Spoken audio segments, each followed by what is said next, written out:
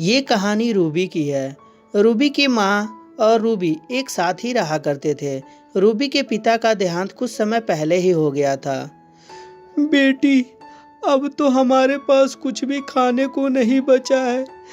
अब तो घर में खाने के लाले भी पड़ गए हैं। ऐसे तो हम भूखे ही मर जाएंगे।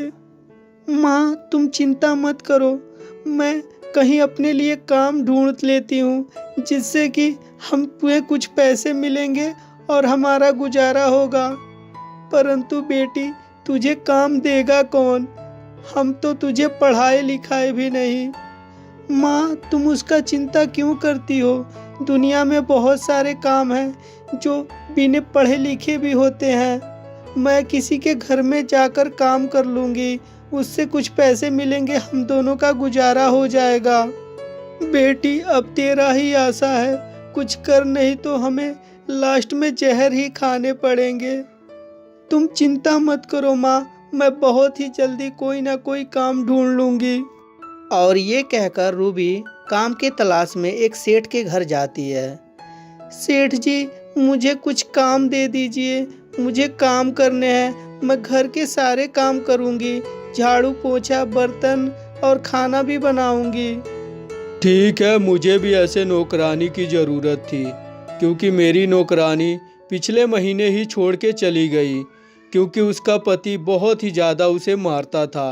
अब वो बीमार रहती है, टाइम से मेरे घर नहीं आ पाती है। चलो ठीक है, मैं उसके बदले तुम्हें यहाँ रख लेता हूँ। और ये कहकर सेठ उसे काम पर रख लेता है। शाम को जब रूबी अपने घर आती है, माँ, मुझे बहुत ही अच्छा काम मिल गया है। एक सेठ के घर मुझे झाड़ू पोछा करना है। परंतु बेटी, झाड़ू पोछा करके तुम्हें कितने पैसे मिलेंगे?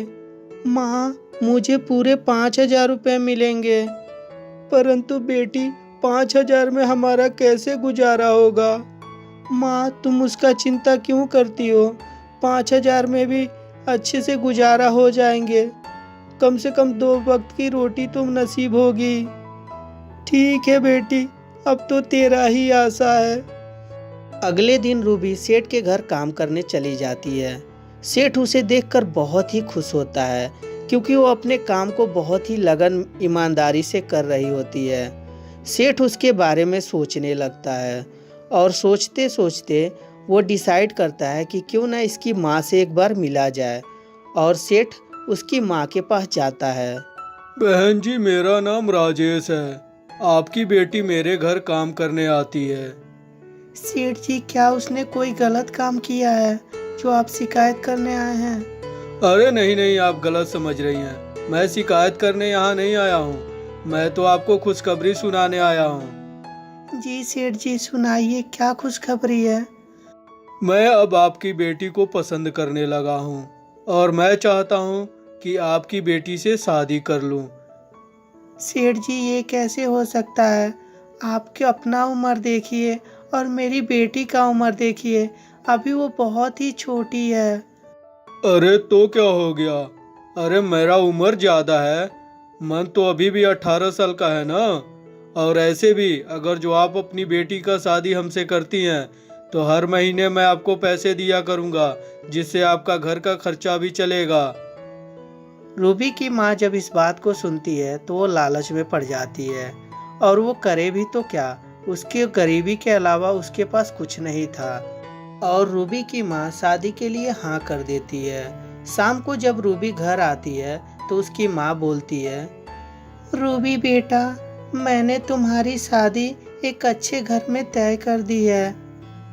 माँ, मुझे अभी शादी नहीं करनी है। मैं शादी करके चली जाऊंगी तो आपका क्या होगा? आपको कौन कमा के खिलाएगा? माँ, बेटी, तू उसकी चिंता क्यों करती है? वो लड़का बहुत ही अच्छा है। वो इस घर का भी ख्याल रखेगा और तुम्हारा भी ख्याल रखेगा। माँ, परंतु इतना बदनसीब लड़का कौन है माँ, जो मुझसे शादी करना चाहेगा? बेटी, तू उसका चिंता क्यों करती है? तेरी शादी जो सेठ है ना, जिसके घर तू काम करने जाती है, वही तुझसे शादी करना चाहते हैं और तुझे खुश रखेंगे। माँ, परंतु मैं उनसे शादी नहीं करूँगी। वो अधेड़ उम्र के हैं, मैं उनसे शादी नहीं करूँगी माँ। बेटी समझने की कोशिश कर, वो तेरे साथ साथ हमारा भी पूरा ख्याल रखेंगे। परंतु माँ मुझे नहीं करनी है शादी। देख बेटी, मान जा, नहीं तो ऐसे भी घर में खाने के लाले पड़े हुए हैं, कम से कम वहाँ तुझे भरपेट खाना तो मिलेगा। रूबी की माँ रूबी को बहुत ही ज़्यादा समझाती है। बाद में रूबी शादी के लिए मान जाती है। रूबी और उस सेठ का शादी हो जाता है। कुछ दिन तक रूबी से सेठ बहुत ही ज़्यादा प्यार करता है, परंतु बाद में उसे मारने पीटने लगता है। एक दिन रूबी सेठ से बोलती है, राजेश जी, जब मैं आपको अच्छी नहीं लगती थी तो आप मुझसे शादी क्यों किए? आप क्यों मुझे इतना टॉर्चर करते हैं? क्यों मुझे इतना मारते हैं? देख लड़की, मैं तुझसे प्यार नहीं करता था। मैंने तुझसे शादी इसलिए किया कि तू बहुत अच्छे से घर का ख्याल रख रही थी और तू अपने औकात में रहा, क्योंकि तू एक गरीब लड़की है, समझी कि नहीं? और तुझे इस घर में रहना है ना, तो तुम्हें इस सारे नियमों का पालन करना होगा।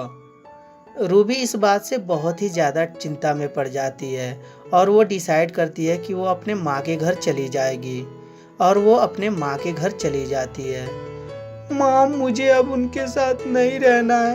वो मुझे बहुत ही ज़्यादा मारते हैं और मुझे बहुत ज़्यादा टॉर्चर करते हैं माँ। मैं वहाँ नहीं जाऊँगी अब। परंतु बेटी, तू वहाँ नहीं जाएगी तो घर में फिर से खाने को लाले पड़ जाएंगे।